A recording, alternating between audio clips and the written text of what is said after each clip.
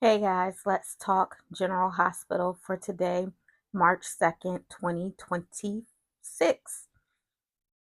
So we start this episode at the Quartermaines, and Tracy is talking to Brooklyn, and she's basically saying that Chase is being disruptive to the household, which is true because Chase is convinced that Michael tried to frame Willow, which we all know is not the actual case.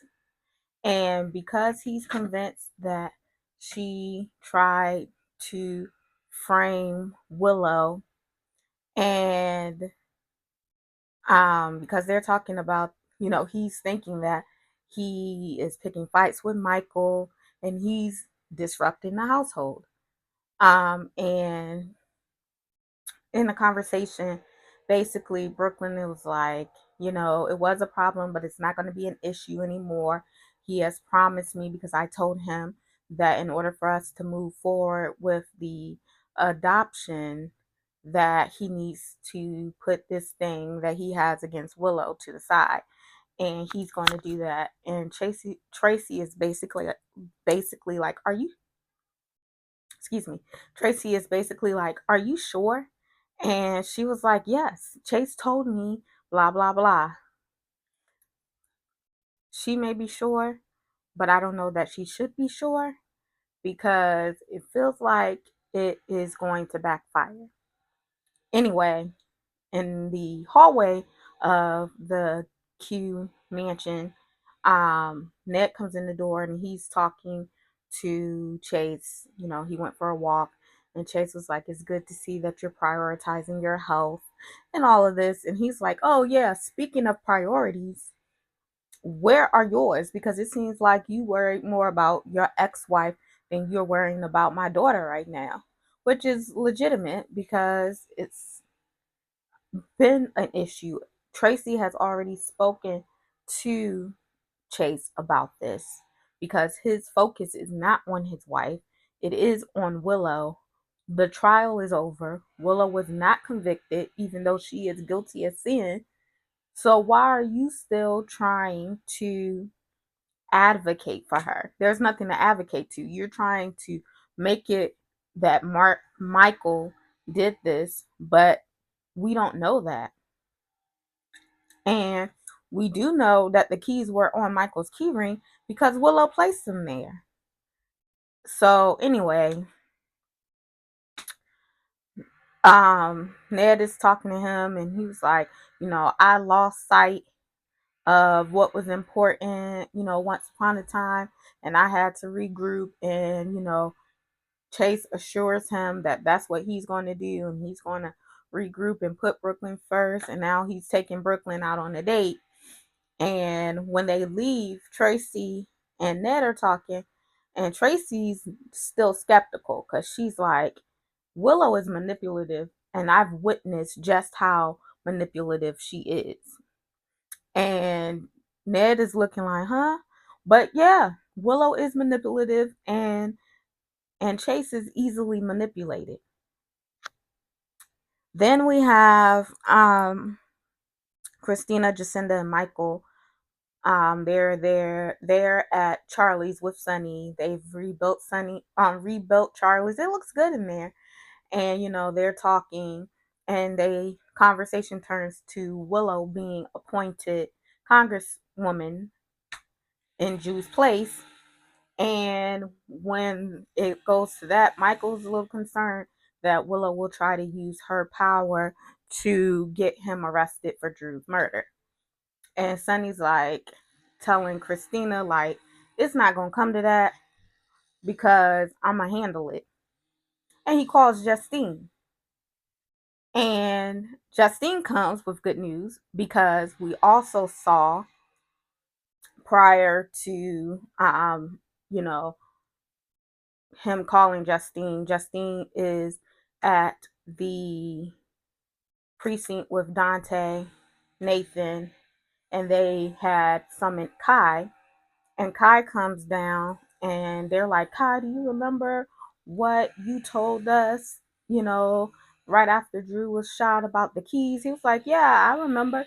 And she was like, "Is there anyone else that could have had keys? Is there Michael could have had a key?" And he was like, "No, not that I know of." So Kai's like, "These are all the people that I know had a key." And they let Kai go. And Justine is basically like, "We don't have enough information to, put this on Michael. And it looks like Chase did this." And so it's not looking good for Chase.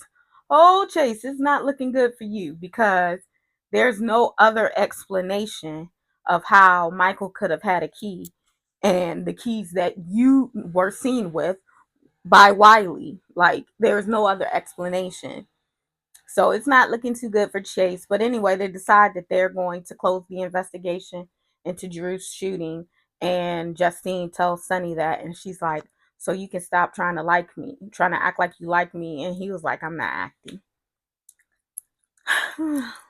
Meanwhile, Willow and Laura are at Drew's office, and comes Ezra and Kai, because Kai comes to basically put in his resignation and to tell Willow, that um, he just came from the PCPD, and he tells her that it looks like they've hit a wall as far as it goes with Michael's shooting investigation. And then she asked Kai to stay on, which we later see Trina tells him that he needs to get out while he can. And I agree, is not advantageous for Kai to stay. He might end up dead, but I digress. And Ezra is there basically telling Laura that she needs to get Willow in line. And Laura really wants Willow to step away from how Drew was when he was in Congress and to like put the city of Port Charles first.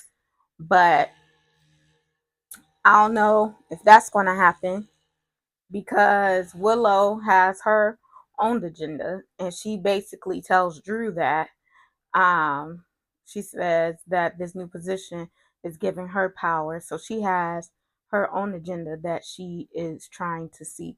So I don't know that it'll be, oh, just leave it.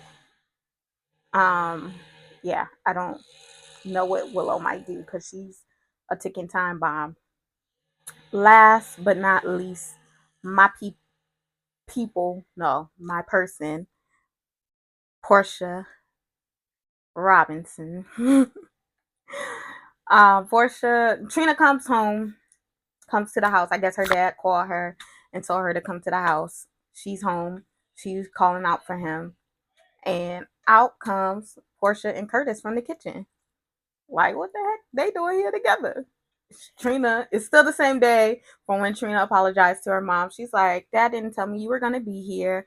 And, they're like, "We bought this house as a family. It's only right that we say goodbye to this house as a family." And so they're there because they're putting the house on the market. And Trina's like very devastated. And she is like, how soon is this going to happen? And as soon as she says that, Lucy walks in the house because she's ready to get this house on the market. And so Curtis goes to take her upstairs to, show her some of the changes that they made since they've lived there. And because they've been living there for about 4 years now. So she goes upstairs to take a look at, the changes that they made. And while he's up there showing Lucy around, Portia is consoling Trina, and Curtis overhears the conversation. And then when it comes time for them to sign the papers to put the house on the market, Portia signs. It's Curtis's time. He's flashing back to when they viewed the house and decided that they wanted that house. And he's like, "I can't sign." Child, it's about to get messy in this storyline.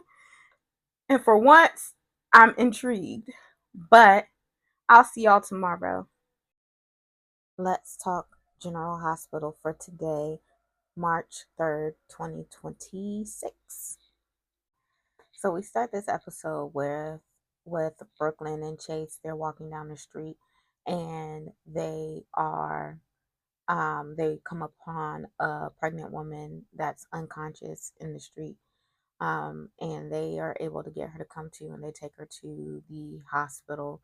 And now she's in the hospital, and um, Britt checked her out, and she saw some internal bleeding around the placenta. So it looks to appear that maybe the fall or whatever happened to her. We really don't know what happened to her and how she ended up in the middle of the street, caused the placental abruption. So they are rushing her to surgery, to try and save both the mother and the baby.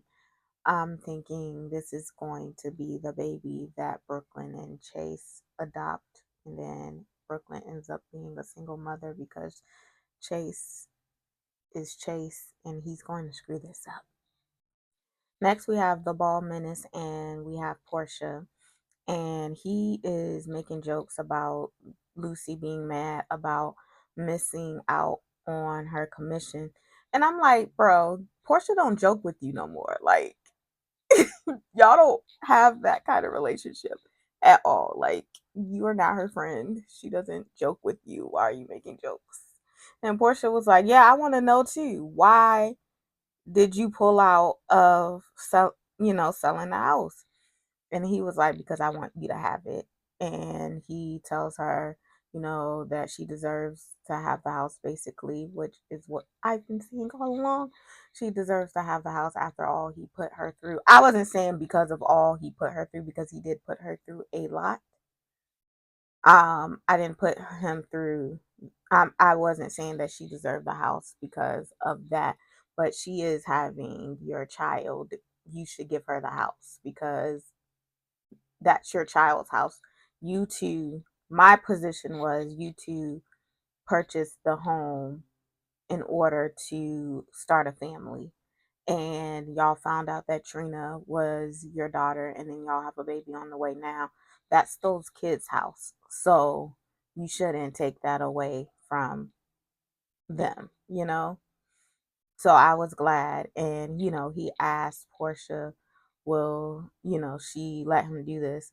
And we all know Portia can be a bit stubborn, but, she ultimately did accept the house. She said that she was going to use the proceeds from selling the house to purchase her a condo, which has been my whole thing this whole time. Like, when is Portia going to get an actual residence? Because staying at the cabin isn't necessarily feasible for a baby. And this baby being Trina's sibling, even if the baby was Isaiah's, the fact that the baby is Trina's sibling, I feel like Trina needs a place to be able to come and go as she please, to see her mom and her sibling, and she wouldn't be able to do that if she was in Isaiah's cabinet, because she's not going to feel comfortable coming and going as she please to the cabin's too far out the way. Like, there were a lot of reasons why the cabin wasn't feasible. Isaiah doesn't really have a place to live. Portia needed her own place, so it was so good to hear that she was going to get a place of her own. And I'm just glad that she gets to be comfortable in the place that she's called home for the last 4 years. Like, and I'm happy because the baby gets to be, raised in the house that he was conceived in. Yes, I called him a he. I have already decided it's a boy, and I have a name for him, which probably won't be the name, but I do have a name for him that I call him. So, yeah. Then we have Jordan and Britt, and I guess she's getting her annual women's checkup. Y'all know, I'm sorry, that energy just totally left my body when talking about Jordan. I hate her so much. I'm sorry. Let me get my energy right. Jordan is talking to Britt because I guess she's having her annual women's exam, and she was like she can't answer one of the questions. And Britt was like, "So you think you might be pregnant?" And she was like, "Yeah." She was asking her if she was sexually active and if she was using protection, and she said not all the time. I didn't care to know any of this actually. And then she said that her period has been irregular since she had her transplant, but she done missed it now. So you think you pregnant, Jordan? Be for real with me. You think you're pregnant?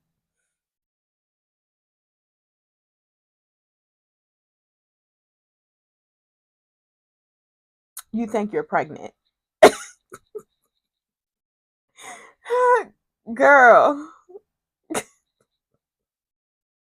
I'm sorry. Okay. But anyway, so Britt, the pregnant lady with Chase in Brooklyn comes in, and Britt gets called away, and Jordan's like, "Don't worry about it. I will um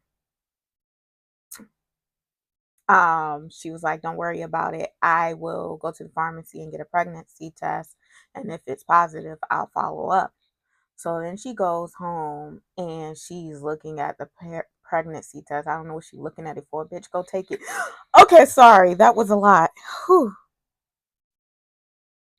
Anyway, she's looking at it and there's a knock at the door, so she sticks it in her purse and she goes to answer the door and it's Curtis, and she's asking Curtis how it went, and he's like, everything went well. He's all happy. He signed over the house to Portia. She's like, why? Bitch, what do you mean why?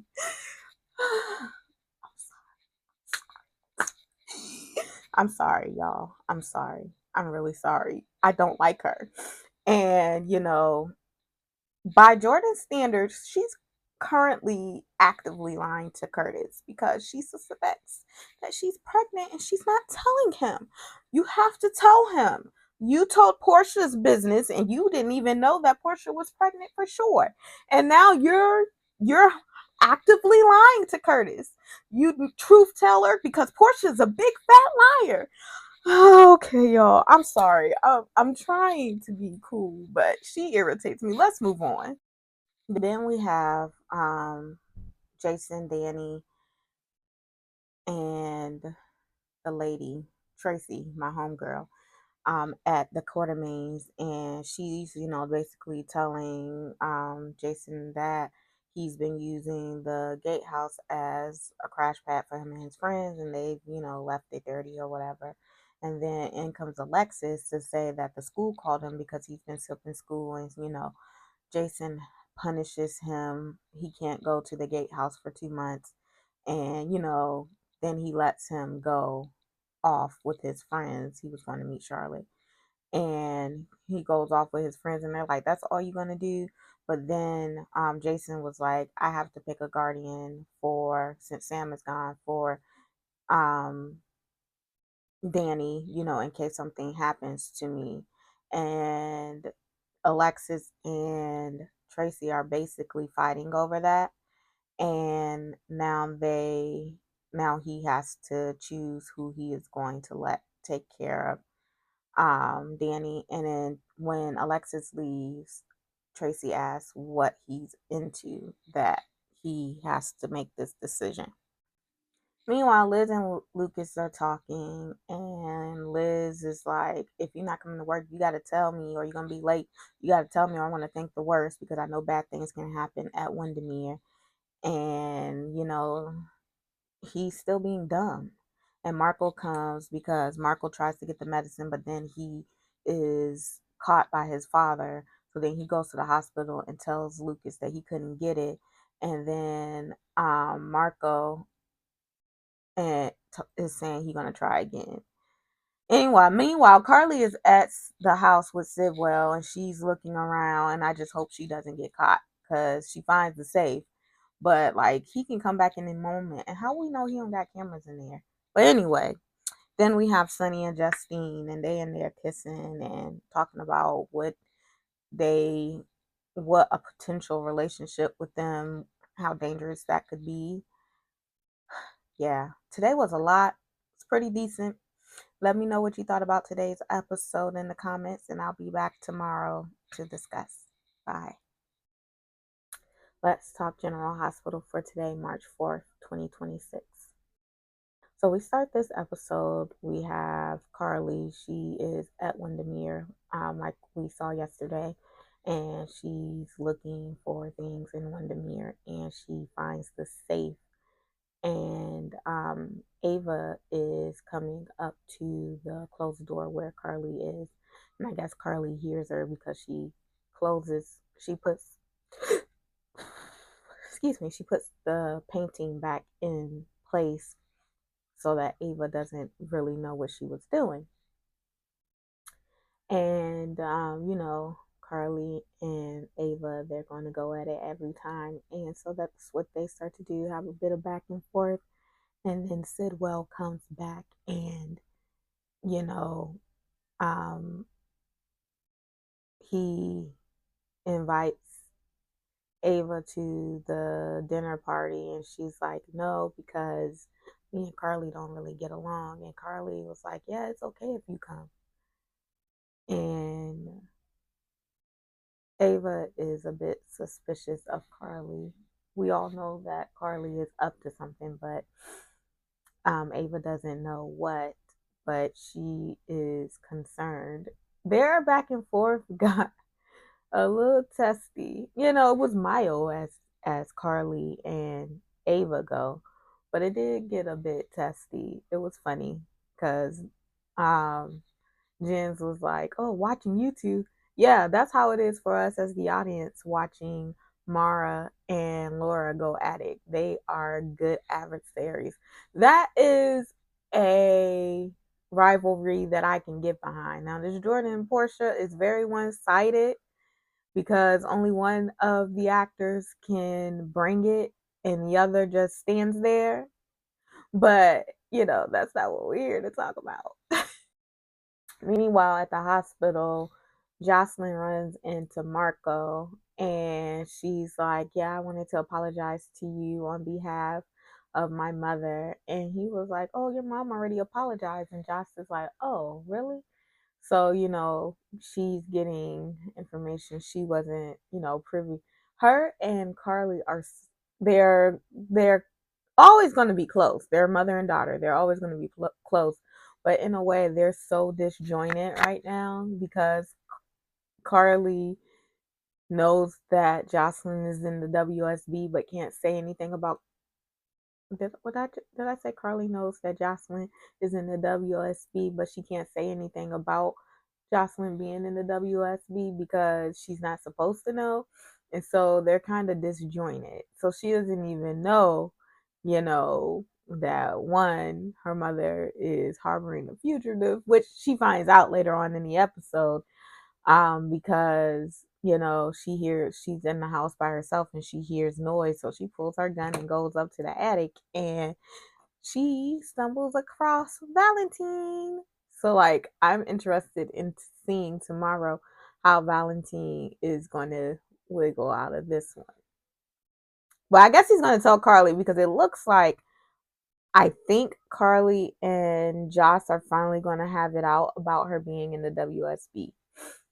Meanwhile, at Carly's house, Charlotte and her mother come because Charlotte is dropping off some supplies for Donna, and they stop by Carly's house to drop off the supplies because, of course, Charlotte wants to see her dad. And when they're coming up, she knows that, her dad's in hiding. So she knows that she needs to give her dad a signal, like that people are coming in the house. So she yells out, Mom, wait up. So, like, Valentine is able to hear that Lulu and Charlotte are coming up, and he was in the cabinet, so he went around the corner and he was listening to their conversation, and then he goes up to the attic, and then when Jocelyn gets to the house, Lulu and Jocelyn start talking, and Charlotte excuses herself to go up to the attic to give her dad, talk to her dad. And she's telling him about the conversation she had with her mom, and he was like, yeah, she needs to think I left town and left you behind. And, Charlotte is the Valentine thinks that the way that he raised Charlotte was good for her protection, but at the end of the day, she's still an adolescent whose frontal cortex is not developed, and it that can be dangerous because why didn't she even tell him when she was up there that Jocelyn was downstairs in the house? Because then he would have known to stay put and not make noise. But now he's in a situation where Jocelyn has pulled a gun on him and has found him. Next, we have the Bald Menace and Raggedy Jordan. Curtis is about to find out exactly why he left Jordan. And I cannot wait. It is good to me. And I want it to hurt. And I want it to hurt so bad. I don't know how the pregnancy test is going to play into it exactly. I don't think Jordan is pregnant. And if she is pregnant, I don't know that she is going to want to carry the baby. I don't know. I don't know how all of that is going to play out. But I do know a day of reckoning is upon us. It is coming because she outright lied to him today. She outright lied to him. And then she asked him, begged him really, to move in with her, knowing that she lying. And I'm saying that Jordan is lying, not because Jordan doesn't have the right to figure out what's going on with her body and, you know, divulge the information when she sees fit. She has every right to, but she did not extend that grace to Portia. She was all up in Portia's business, didn't even know for a fact that Portia was pregnant, and went and ran her mouth to that bald menace. And but now you ain't got nothing to say when you think that you hiding the pregnancy test in her girl. Talk about he asked her about her doctor's appointment, and then she just gonna brush it off. The lies are starting, people. The lies are starting, and I'm loving it because it's going to hurt, and I hope it hurts him and devastates him because that's what he deserves. But I also hope that he drags her for filth because why the heck would you sit around and wait for a man all those years that treated you the way that he did? Now, I don't feel sorry for Jordan. I'm not Team Jordan, never been Team Jordan, never will be Team Jordan. So when he left her the first time, I was like, I mean, she a liar. Go ahead and leave her. But he did treat her poorly when he did leave her. And I would remember that. But no, she was like, she wants some more bad treatment. And you're going to get what you asking for. And I'm going to enjoy every last minute of it. Then we got my girl and Isaiah. And she's telling Isaiah that Curtis gave her the house. And immediately, like his face looked worse than it did when he found out he wanted the daddy. But then he's like, "Oh, Curtis is going to use the house to manipulate you and exhort." Um, yeah, no. First of all, Isaiah doesn't know Curtis and Portia's dynamic, and Curtis has never been one to be able to manipulate Portia, and Portia is not one that's easily manipulated. She knows exactly what she's doing, and actually, Curtis is signing over the house. It is her house. She can do what she wants to do with her house, and sir, like you, he gonna get his little feelings hurt too because he was like, Curtis gonna think he can come and go as he please. Curtis is gonna have a newborn baby with Portia. That's going to happen. I don't know what to tell you. And I don't feel like he's worried about Portia so much as he's worried about it possibly having an effect on his role in Portia's life. But you are not the father. So, and then we also have the lady that was brought in the hospital the baby survived, the lady didn't, and Britt was sad. But I'll be back to talk to y'all tomorrow. Let me know in the comments. Hey guys, let's talk General Hospital for today, March 5th, 2026. And I would be remiss if I didn't shout my girl out. Let's wish Brooke Kerr a happy 6th anniversary of playing Dr. Portia Robinson. But anyway, to start this episode, we start with Jason. He's at the coffee warehouse, and Jack comes over to speak with him because he wants to know from Jason about the conversation that Jason had with Cullum. And at first, Jason is a little guarded because, he don't trust nobody, and he don't Jason ain't the one that you go to get information, because giving out information is kind of not Jason's thing.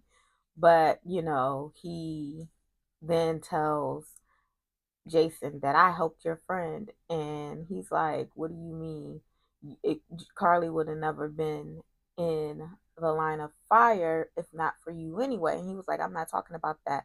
I'm talking about who you think, got into the FBI server and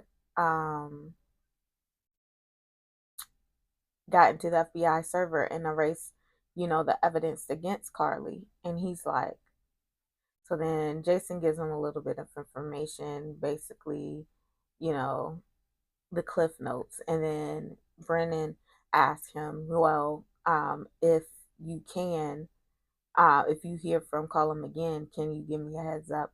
And Jason said he can do that. And they went their separate ways. But then yesterday, as we stated, we saw that Brooke, no, Brooklyn, no, we saw that Britt was struggling with, um, losing the patient. And, her and Elizabeth were talking about it.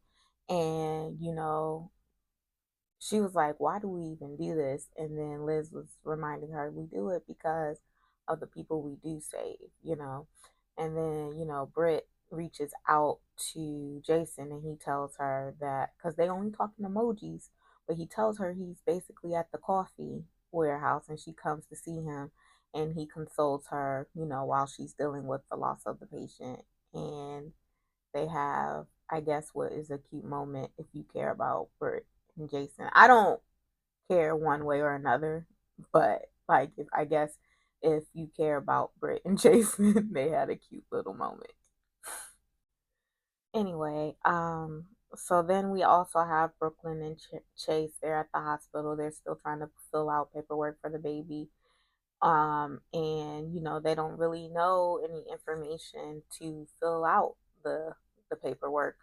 And so they fill out what they can, and Nathan comes back because he went to check out where they found the lady, and he found the purse, but it was empty. And so, they weren't able to get any leads on what was going on with the woman, or, trying to contact her family or anything. So he said that they'll run our DNA through the database to see if it's in there and they can figure it out, just things like that. And then Felicia comes and tells them that they can go visit the baby if they want. And they decide to go visit the baby because it doesn't sit right with Brooklyn that they keep calling the baby Jane Doe. And so they're looking at the baby. Did they give the baby a name? Like, because I know that Chase asked her, like, what would you call the baby? And if you could name the baby, what would you name it? And she was like, I don't know. I would have to see her first. So they went there to see the baby, but I probably zoned out. Did they pick out a name? Let me know in the comments. Then we have Lulu and Nathan. They were kissing. Oversaw. Felicia saw, and when Nathan leaves, she basically confronts Lulu about it. And I have mixed emotions about this because, on one hand, I get everything that Felicia was saying. Like, So you want to have your best friend and her husband, her former husband. Like, I get that. However, I feel like everyone doesn't take into account that yes, Nathan is Maxie's former husband, but Maxie is now in love with Spinelli. And I feel like everybody dismissed Spinelli, and that people are also looking at, like, I feel like they are looking at it as maybe she is staying with Spinelli out of obligation, as opposed to no, she actually loves Spinelli, which I think Maxie actually loves Spinelli. I don't know how she may feel about the relationship between Nathan and Lulu. However, I think that her feelings for Spinelli are true. And I just don't like how everybody thinks that Spinelli is expendable. Like, Spinelli is a good catch too. And you, you know, we don't even know anything about Nathan because, oh, that's what that was.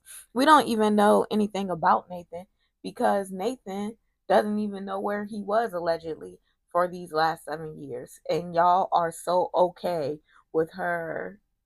I don't think either Maxie or Lulu should get with Nathan, but I digress.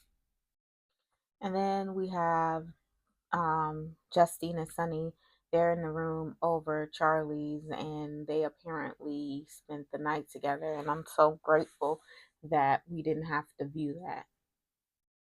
It's bad enough we had to hear them talk about scratching itches and everything. But they spent the night, and they're reiterating how they can't let anybody know that they did because it could be deadly for Sunny, and it could cost Justine her career. And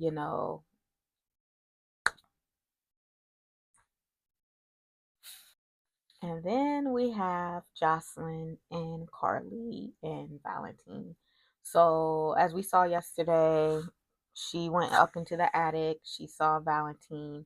She pulled her gun. And, he mentions that she's in the WSB, and she takes him down and ends up tying him up.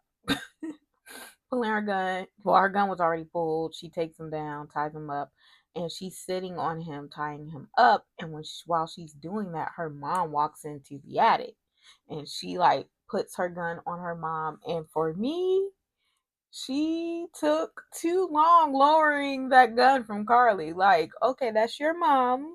Put the gun down, Jocelyn. Like, but yeah, and Laura, Carly is basically telling Jocelyn that, she has been having Valentine at her house since he escaped because he's helping her to get her out of the WSB.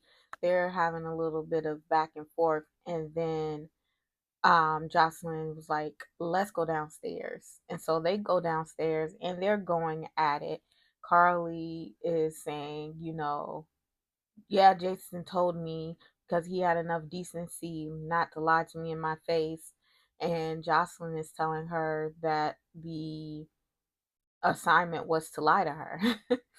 And they're going back and forth, and Jocelyn is saying that she's an adult, she's an adult, she's an adult.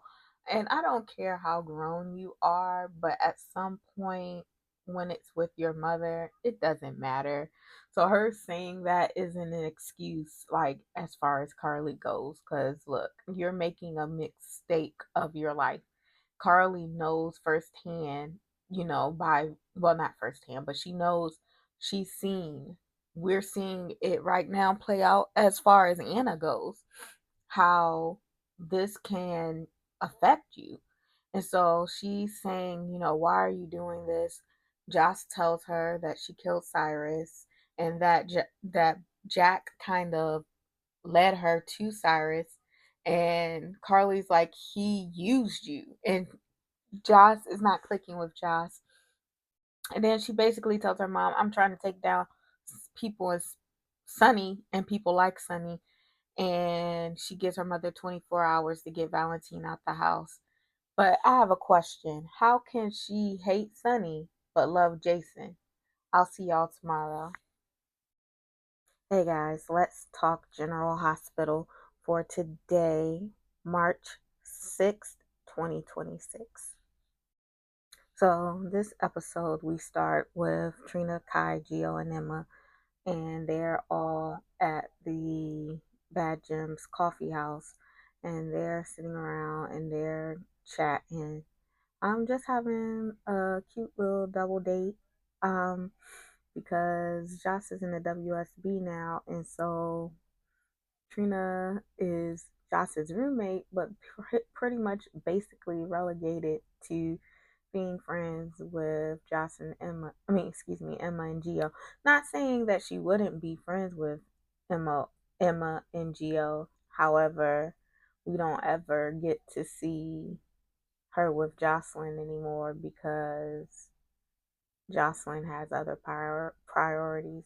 And I'm wondering how the fact that Jocelyn is in the WSB, I don't know that Trina will find out anytime soon, but like how that is going to have an overall effect on the relationship between Jocelyn and Trina.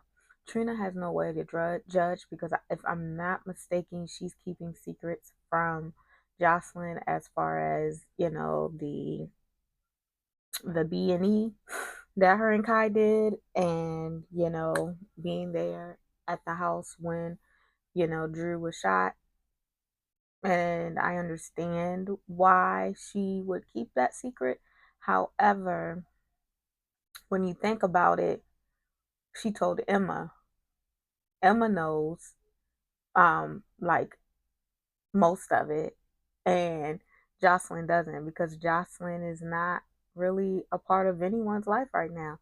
She's just doing WSB work. But anyway, they were singing and they were talking about, you're not supposed to have dogs in Anna's building, and they're going to try and get Fizz set up as an emotional support animal so that they can have the dog in Anna's apartment.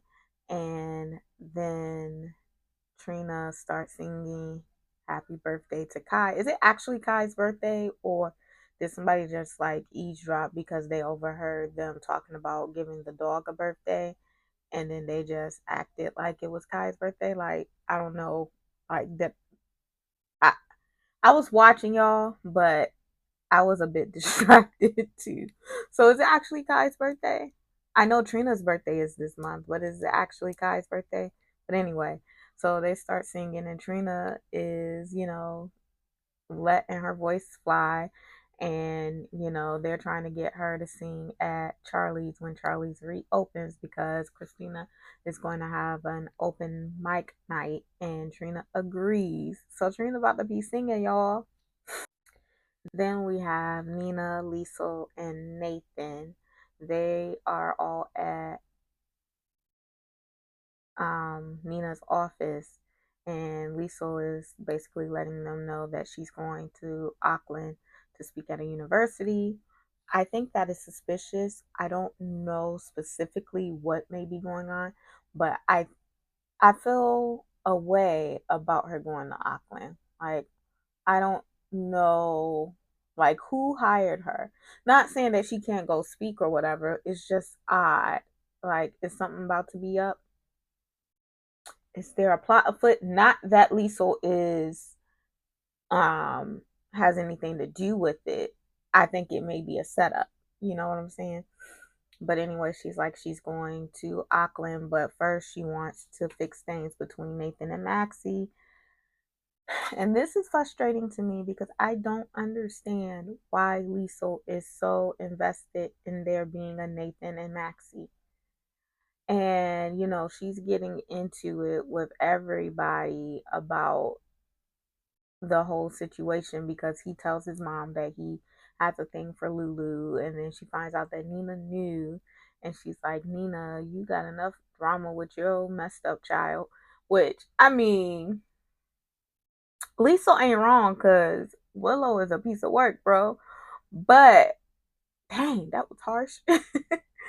And you know, Nathan kind of snaps, but then by the time Britt gets there, she's like, "Yeah, whatever. I'm gonna leave it alone." And she ends up telling Britt that Nathan will bow out because he before he can cause any trouble between Maxie and Lulu. However, I don't know that that's true because I don't trust Nathan, and I don't think it's the same Nathan that left before. Like, we don't know where this man has been for 7 years or what he's been through or seen or what. And I just think there's a big, huge personality shift to how he is now because I don't even think that he cared. Like when he was talking to Lulu at her house and, you know, they were talking about what this could do before Maxie woke up. I don't think that he cared that much about the optics and the fact that Lulu is her best friend. I don't think he cared about that as much. I think that Lulu cared about that more than Nathan did. And he was basically like holding his breath that Maxie would choose Spinelli. But speaking of Maxie and Spinelli, Lulu is there and she basically tells her, you know, they kind of got involved while she was in Boston. And I liked Maxie's answers and her behavior because I don't feel like she wavered in her feelings towards Spinelli. I think she stood firm on I love Spinelli more than anything and I want to be with Spinelli, but that doesn't make it okay for you, my best friend, to be with my ex-husband, someone I used to love. And, you know, like, how would that work? Because as a best friend, y'all talk to one another when you have problems with your significant other. And you can't come to Maxie and talk to her about your problems with Nathan because she was married to Nathan. She has a kid with Nathan. It's just so weird. And I understand Maxie's point of view from that standpoint. Like, he has absolutely every right to move on, but with you, and you shouldn't even want that. But, you know, this is the drama. I don't think that Maxie is questioning her relationship with Spinelli. I think that it's the awkwardness of my best friend being with my husband. Then we have Britt and Jason. They were um, at the coffee house, and Jocelyn comes in, and she basically kicks Britt out. And Britt is, you know, she likes to come first. And I don't think she liked that Jason kicked her out. But Jocelyn didn't really give any choice because she was like, I need to talk to you. And we see Jocelyn going off on, and I can't, I love me some Joss, but I can't get behind her on this because you're arguing that Sunny is someone that needs to be taken down. But really, can you take down Sunny without taking down Jason? And if you're mad at Sunny for all that Sunny does, how can you justify loving Jason? Because like Jason said, he made his choices. He Sunny didn't manipulate him. He made his choices and he continues to make his choices. So if you're going to love Jason and excuse him, why not have that same grace again for your mother and for Sunny? But yeah, Joss is over it all. And then we have Carly and Val. She's telling him that he needs to leave and they're just talking it out, and he was like, you don't know your daughter, and she's like, yeah, I would have thought I did a year ago, but now, you know, she's questioning it. And then the tension that we all been picking up on, I think I said in one of my videos when this first started happening, like, did I feel something? Yeah, something was felt because Carly felt something today, child. But yeah, I will see you guys next week. Have a great weekend and be safe.